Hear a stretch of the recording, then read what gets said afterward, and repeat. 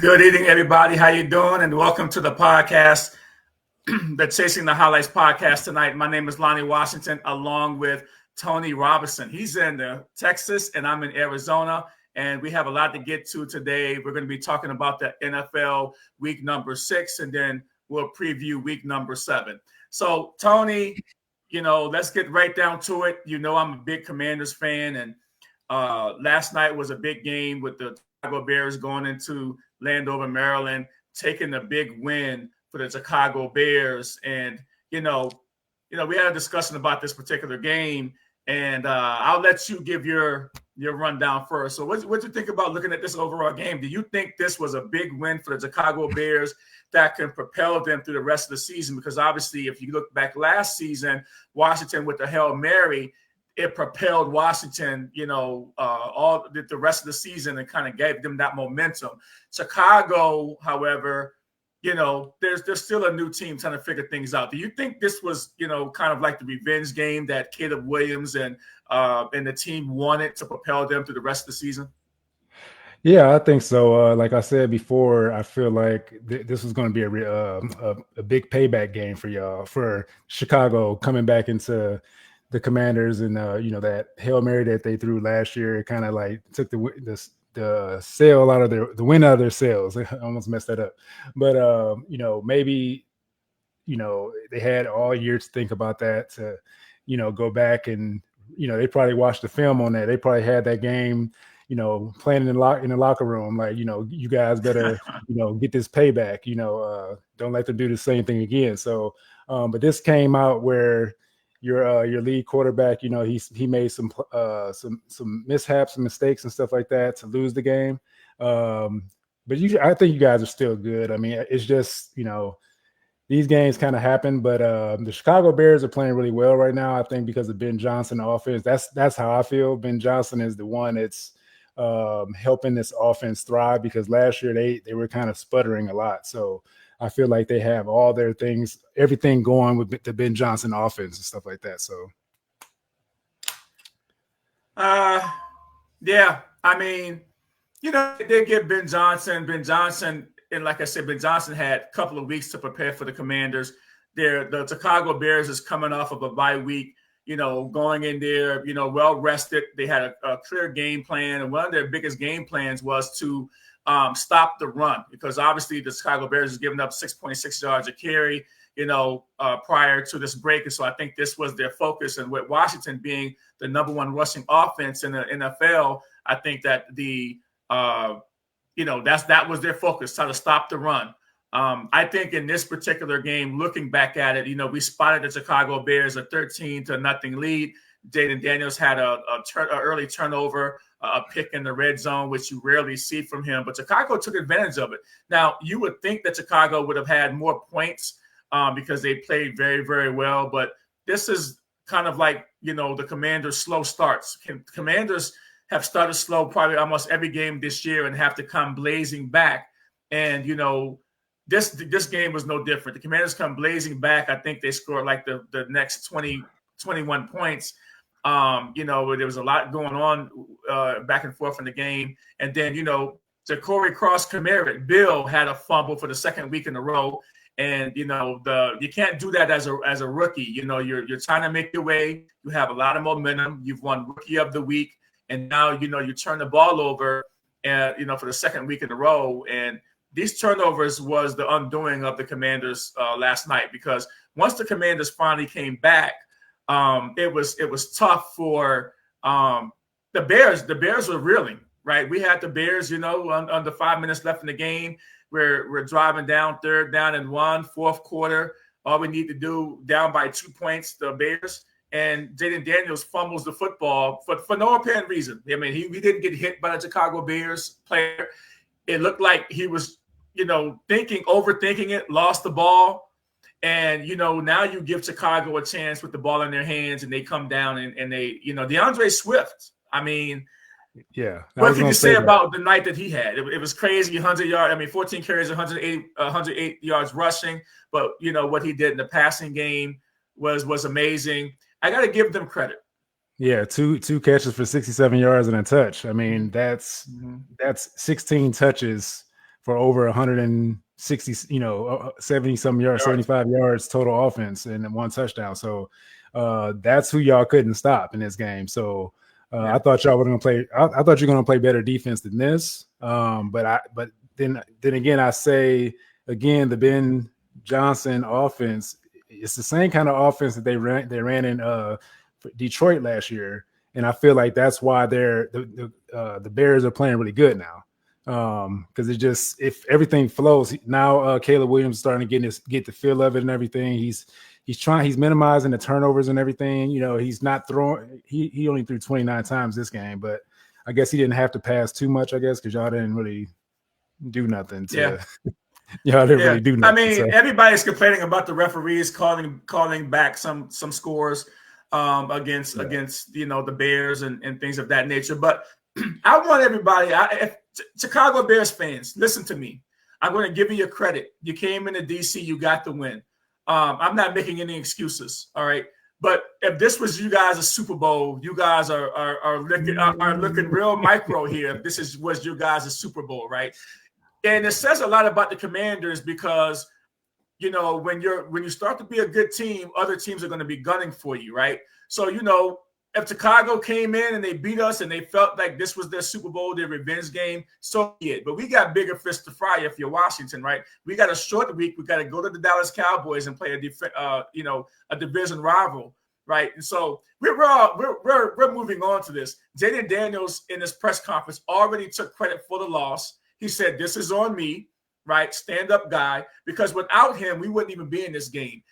I think that Jaden Daniels, he brought us back. Jaden Daniels is never out of a game, but you are what your records say you are. We're 500 right now. We're 3-3, and we lost to an Atlanta Falcons team without Jaden Daniels, which we now see that Atlanta was a lot better than what people really thought that they were, especially at home.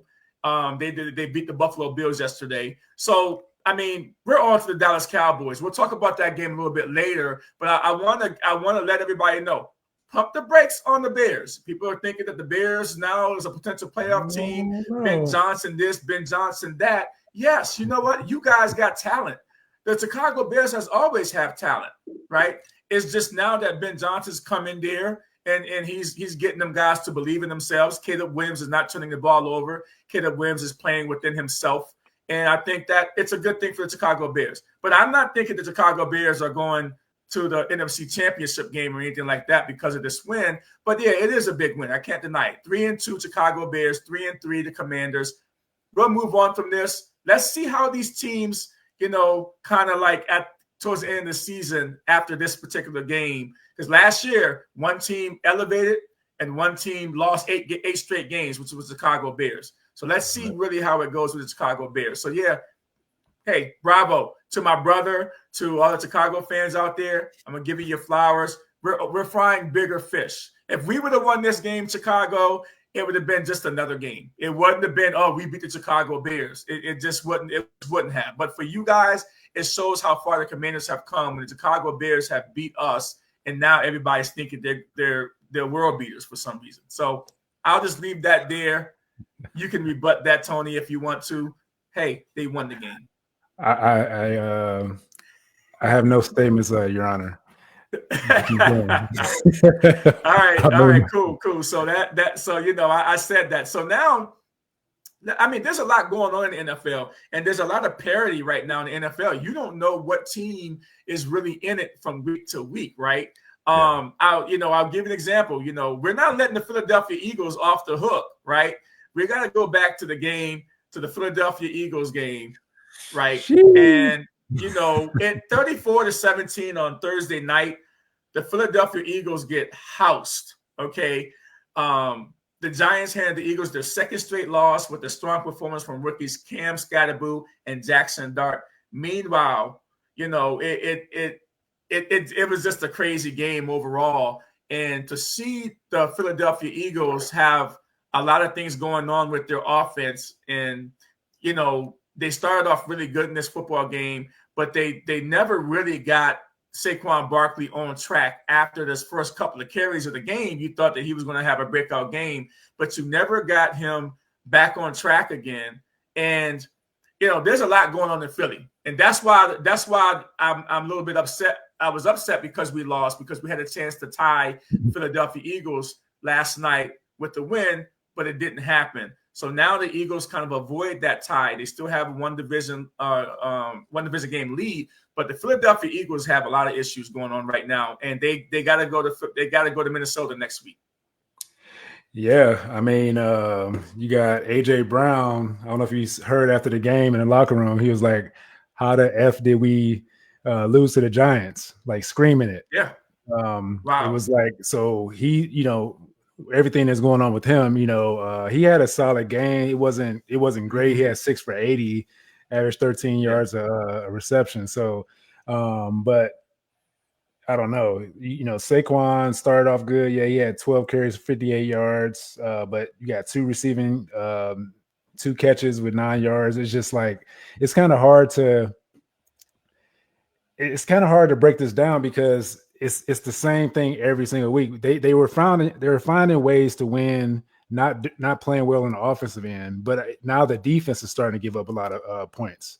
So I don't know if that's it's starting to get a little bad for the Eagles. I mean, I feel like that they still got a shot once they get their D tackle back. Was it Jalen? Once they get him back, I feel like they'll shore up the run defense and everything. That's what they were missing. So they're going to be playing them again in 2 weeks, not this week, but week 8. So we're going to see how the Giants play in Philly. So that's going to be a total different game, I feel. So but Scatterboo, it gets tough though, because now you give a team confidence that you got to play in 2 weeks again. So now they're going to go in Philly with a ton of confidence. The New York Giants is, and that game's going to be even a tougher game. This game was a blowout. They beat you 34-17. And so now you give a team like the Giants confidence that they can go in there and beat you in Philly. And we know that Philadelphia Eagles is the better team, but Mitchell, their cornerback, went down that game, and Ringo, he was not up to the task because he got totally beat. They were just going after him once Mitchell went out the game. And so, and Scatterboo, like you said, Scatterboo is a dog, right? There's no doubt about that. He's running over Bond on the sidelines. He's running over people. It takes 5 or 6 people to get him down.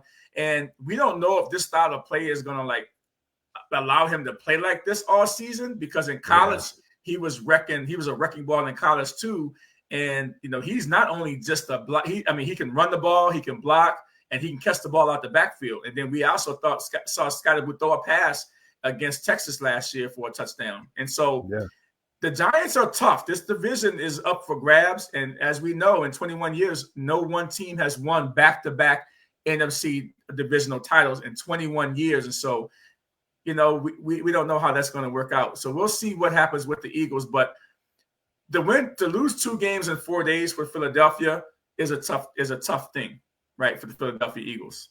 Yeah. So we'll have to see what that looks like. Also, looking at, I keep talking about this guy named Baker Mayfield, and I don't know why I keep talking about this guy, but everybody and their mother right now is talking about this guy. I mean, 30 to 19 win over the San Francisco 49ers.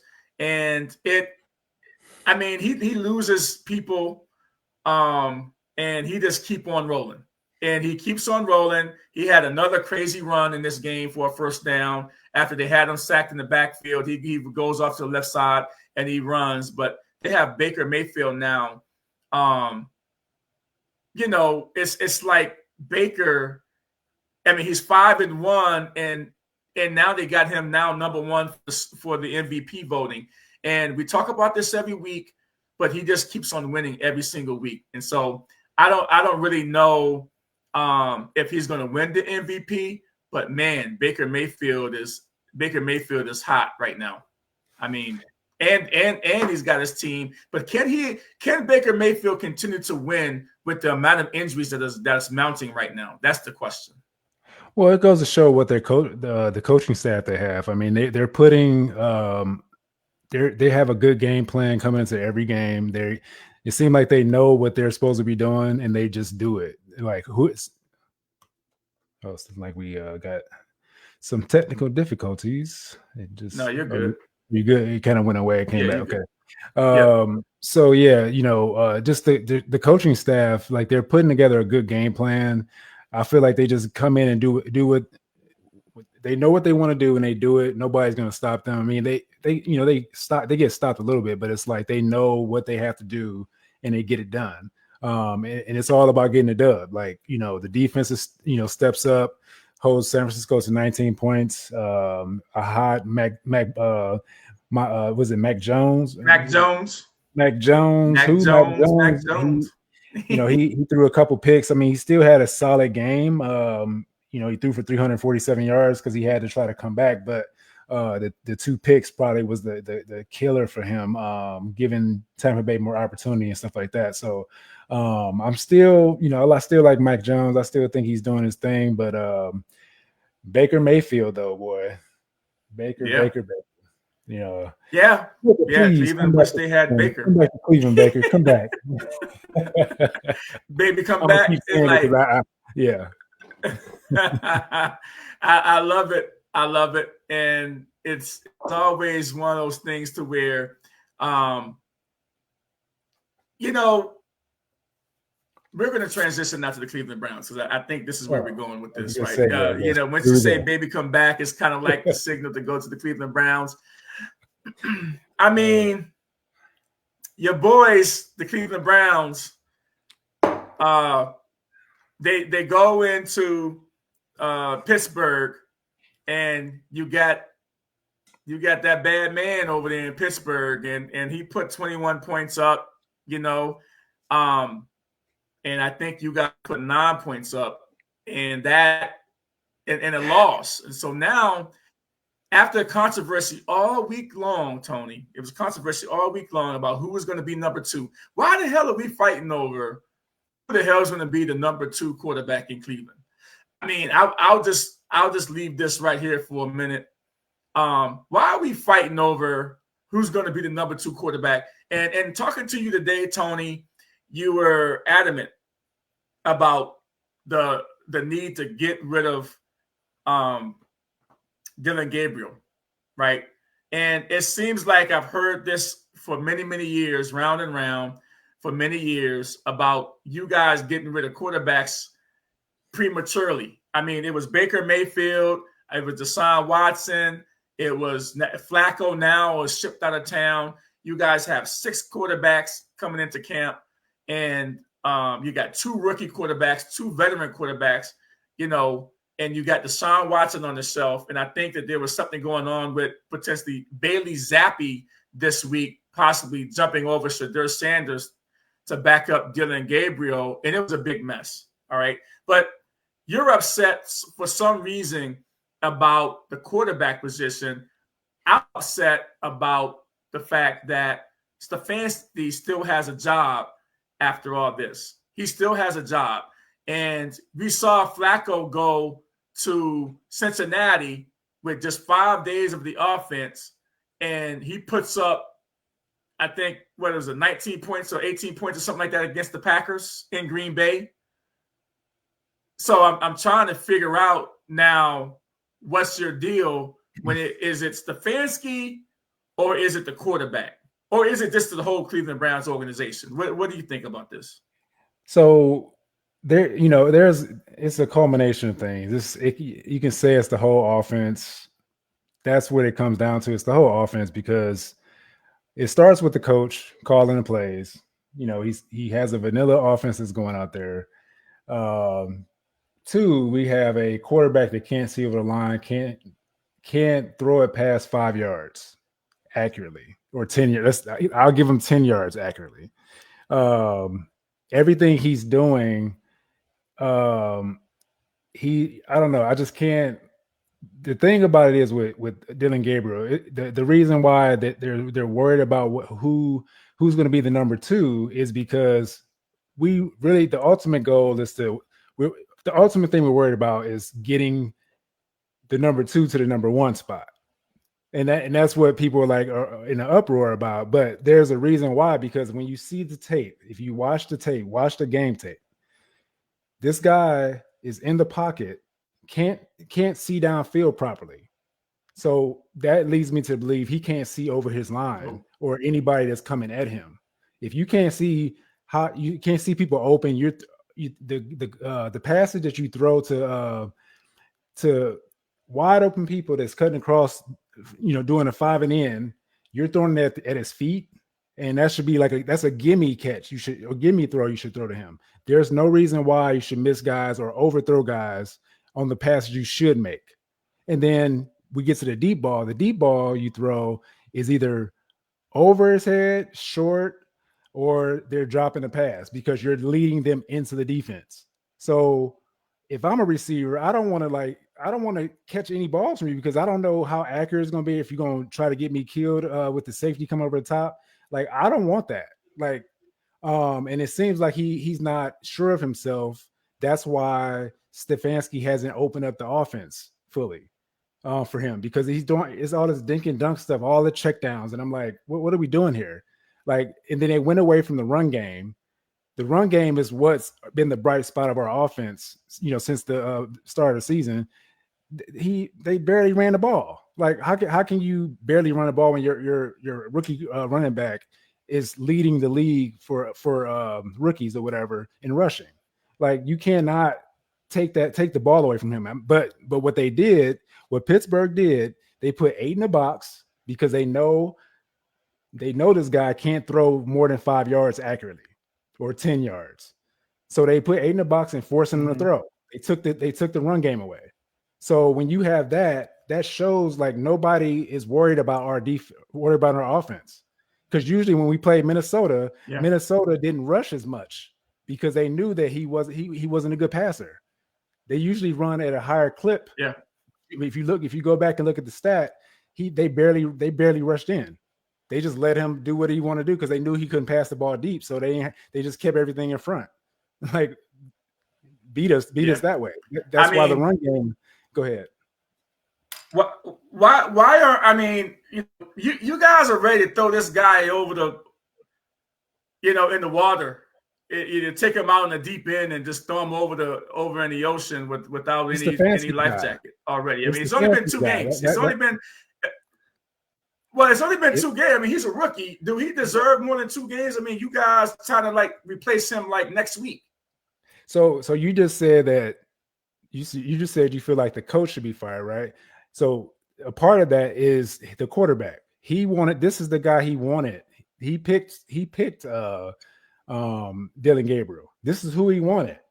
The GM picked Shador because that leads me to believe that the GM is the future. He's not his job is okay, he's secure or whatever, because if you're going to go out and get Shador, the ownership is saying something. Like, there's no reason why, the owner will be okay with drafting 2 quarterbacks like that, and the pretty much the organization is split in half, or whoever between the coach and the GM. Like, one wants the other, one wants the other. So it's like it's kind of hard to see this go on, because we have to make a decision moving forward. Because I'm tired of seeing losing seasons. This will be back to back losing seasons, and the way they set it up. This is my last thing I'm gonna talk about. The way they set it up with bringing 6 quarterbacks in was a way to keep Shador out of the getting reps, because they had everybody in front of him. They had so many people in front of him. And not giving him the opportunity to play with the ones. He hasn't played with the ones. Nobody's seen him play with the ones yet. Nobody. That's crazy. What in your right? What coach? If you know you have a talent like Shador Sanders, if you really believe in him, you're going to get him first team reps. If you don't like him, you're gonna bury him over here. Just stay over there. Go practice with the equipment guys. That's pretty much what he did to him. Made him practice with the equipment guy. Or Shador was practicing with him because he's like, I'm not getting no rest. I need to throw this ball. I need to practice with somebody. and he's like practicing off the he's practicing away from the facility half the time. So it's like, Wow. do they really want him there? Like, he's probably anyway. I'm just. That's crazy. I mean, I can see you're frustrated. I mean, in our conversation today in our production meeting, you were visibly frustrated. I mean, literally, I sat and listened to you for 45 minutes, just talking about this, and I know I understand that the Browns fans are upset, but at some point, I mean, if you put the rookie in, you got to play him. I think he's good until the end of August. I think at that point, if he doesn't do anything or the record does not improve, either one or two things is going to happen. Either Stefanski has to play Shedeur Sanders, or you gotta fire Stefanski at some point mid-season, which I'm not sure if they want to do that. But then you've got to be you got to play Shedeur Sanders, and you got to see what this guy has, because you have Deshaun Watson coming back into the fold too. But I just think, you know what, it's probably time for Stefanski to and you mentioned something that I don't want to go back into it, but you did mention something about the players maybe not playing for Dylan Gabriel like they would probably play for Shedeur Sanders. So that's another thing too. Well, I mean, that becomes now a big deal. Well, I think only because like recently he's been throwing the receivers into coverage, and it's like, I'm not going to get my head taken off. We saw what happened to Antonio Brown in Cincinnati. Like, I'm not putting my head, like one of our players got hurt, got hit in the head in this last game because he threw him into the coverage. So every pass that every pass the other receivers were seeing is like, you throw him, like he's looking like this and he's seeing the guy coming. He's like, I'm not going for that ball. Like why are you throwing me into coverage, dude? Like, I can't trust you. Like, no receiver is going to trust a quarterback like that. I'm not doing that. Like, but there's a lot going on with that. It's crazy. Like, you can't see over the line. That's the issue. Yeah, it's crazy all the way around. And I gotta go to the Dallas Cowboys, right? Dallas Cowboys get beat, right? I called this game. I said that the Dallas Cowboys, which was upset alert, Dallas Cowboys. And, people kind of was like, yeah, right. You kind of was like, you even made a face like, I don't know, man. Like, I'm not quite sure. And I said, hey, outside, right, we know it wasn't cold, right? So it shouldn't affect them. But you said it, dome teams go outside, they don't play well. And, this was crazy. I mean, Rico Dowdle, who played 5 years with the Cowboys, now with the Carolina Panthers, 183 yards rushing, 30 carries, 2 touchdowns, 56 yards receiving on 4 catches. It was just a crazy scenario to see the Carolinas beat the Dallas Cowboys, and their defense is really, really bad, and Carolina exploited them. And Carolina's undefeated at home. I mean, this is a Carolina team that beat the Atlanta Falcons 37-0 3 weeks ago, and over there. So I know if they beat the Atlanta Falcons, as loaded as that team is, that this team plays hard all the time. And I know Dallas was going to go in there and thinking that they had an easy win, and I knew this was going to be a dogfight. This was a crazy game. Yeah, Rico Dowdle came in and was like, bring your lunch pail. This is a straight revenge game for me. Like, y'all just let me go. He probably wanted to be in Dallas, he wanted an extension, I'm sure. They just, threw him out with threw him out and just off to the side or whatever. But this game was pretty good. Bryce Young actually, had a quiet, 3 touchdown game. It was solid. His quarterback rating was 114. QBR wasn't that good, but he played pretty solid. He managed the game. He only threw 25 passes, but when it counted, he got the ball to Tedero McMillan, TMC. Tedero McMillan, that dude is nasty. He's a big body that what school did he go to again? Did he go to Arizona State? No, it ain't Ohio State, so it don't matter. So I know, right? But Dotto, he had 30 carries, 183 yards, but he had 4 catches for 56 yards and a touchdown. So he was doing his thing, man. He was lit. 34 touches. Like that's big. Crazy. That's huge. So, Yeah, so the only team in the NFC East that won this week was the New York Football Giants. So that think about that. It's the only team that won this week in the East. So, yeah. So now I just want to go over some quick top performers. Jackson Smith and Jigma for the Seattle Seahawks. He had 8 catches, 162 yards, and 1 touchdown for the Seattle Seahawks. They continue to roll. I mean, this Seahawks team is tough, and they you don't want to play them. They can go on the road and beat you, right? They have a winning streak on the road. I think it's like 11 or something like dating back to last year. So that's crazy, And DeAndre Swift, 108 yards rushing, 67 yards receiving on 2 catches and 1 touchdown. Patrick Mahomes over 250 yards passing, 3 touchdowns, 132.2 passer rating, and a big win this week. And the NFL, man, is a crazy league, and we'll see. This is week 7, right? We're moving through the season. The cold weather teams are going to start being cold. We're get into that October weather where the weather gets cold. Fall is here, and no one has really taken over, in my opinion. No team has taken over to definitively say that Buffalo Bills get spanked last night. We didn't even talk about that game because it was nothing to talk about. Bijan Robinson, 176 yards rushing and a breakaway 81-yard touchdown. That was crazy. Those Dirty Birds are looking good. And so, I don't know. So with this, we're going to take our first break of the night, and we'll see you back in a minute or so. Hi, everybody. Lonnie Washington here, licensed field underwriter and life insurance agent. Story time. True story.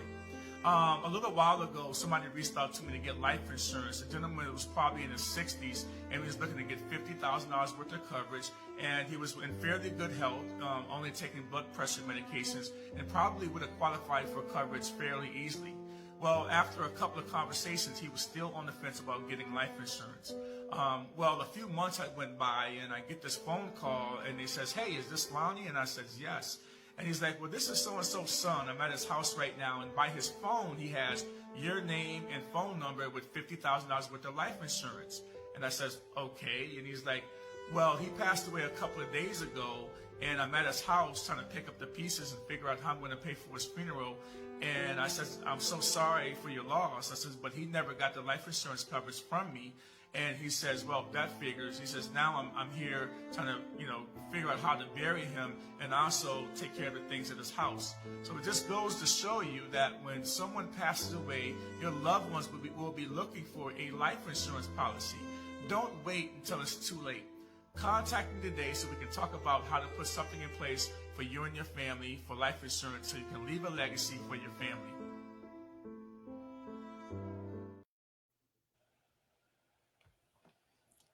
All right, we are back, and welcome to the Chasing the Highlights podcast. I'm Lonnie Washington along with Tony Robinson. Again, he's in Texas. I'm in Arizona. We're bringing this to you weekly in the probably 9:00 p.m. And 6:00 Pacific, 9:00 p.m. Eastern, 6:00 Pacific time on Tuesday nights. And so, thank you for joining us. And we're going to transition now to week 7. Because week 7, we've got some pretty good Buccaneers playing the Detroit Lions on Monday Night Football. Is that true? Am I reading this right? Is that the game there? And so 5-1 record. The Buccaneers are on top of the standings, and Baker Mayfield has the MVP buzz going on, and they'll face the Detroit Lions on Monday Night Football matchup. So, what do you think about that game? The Buccaneers at Detroit. Ooh, I don't know. This might be a test for Baker and the Buccaneers because the Lions, that offense is pretty stout, pretty good, and their defense plays really good at home. But Baker, though, man, they find coming off a loss to the Kansas City Chiefs. Yeah, I feel like the Lions going to kind of like Ooh, this is close. This is oh man, I can't really pick this game because, but I'm going to take Baker. I'm going to take Baker. Something I would never do when he was in Ooh, on the Cleveland, road. but I'm taking him on the road because he went to Seattle. Like I said, he went to Seattle and did the same thing against a Seattle team that we just talked about how good they are on the road and how they've been playing. I feel like if Baker goes in there and if he goes there and beat the Lions, he has to be the Ooh, number one uh, contender for the MVP. MVP because you saw what just Jay Allen just did in Buffalo. He did a stinker over there. So I Yeah. feel like if Baker goes in here and beat the Lions, yeah, he's the MVP. So he's ahead of the MVP race. Yeah, I do think that too. I think if Baker Mayfield goes into Detroit, I will start believing the MVP hype. I'm not there yet, right? But if he gets a signature win again, going into and beat the Detroit Lions, I mean, he did this in the playoff win. Didn't he beat the Lions in the playoff win a few years ago? I Yeah. mean, he's done it before. But I think I just don't know. I think at some point the injuries are gonna prevent him from winning because of if you don't start getting guys back to throw the ball to, I think it'll start to affect them. But you also know that the Detroit Lions also got some injuries down on defense that's starting to pile up for the second straight year too. So I mean, this could go either way for me. So, but I'm not believing the hype yet unless he goes in there and he beats the Detroit Lions. Then I'll come back on here next week and say, yeah, that Baker guy is definitely MVP standard. I'm not quite there yet.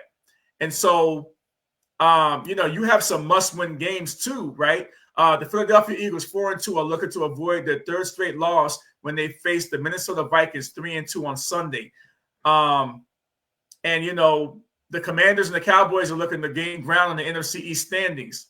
And so I'm of course, the Eagles have to get their act together, but I'm not quite sure going into Minnesota is a way to get. It's not a get right game at all for the Philadelphia Eagles. Are you there?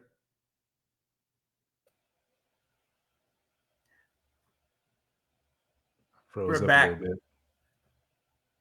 having a little bit of technical difficulties here with the stream. Yeah. You good? Can you hear me?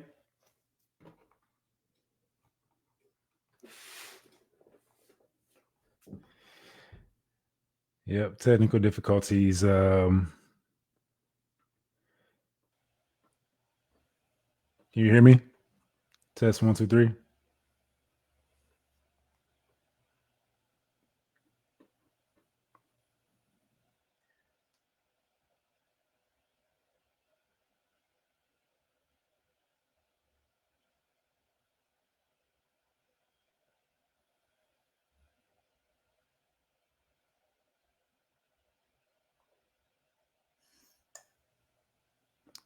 You there?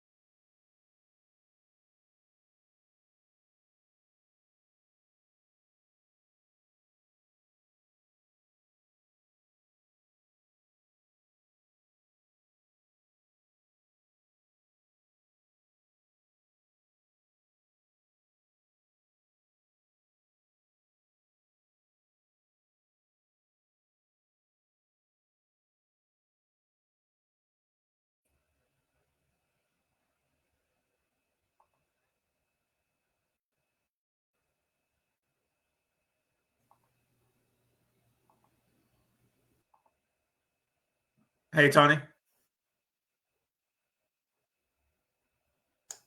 We back in?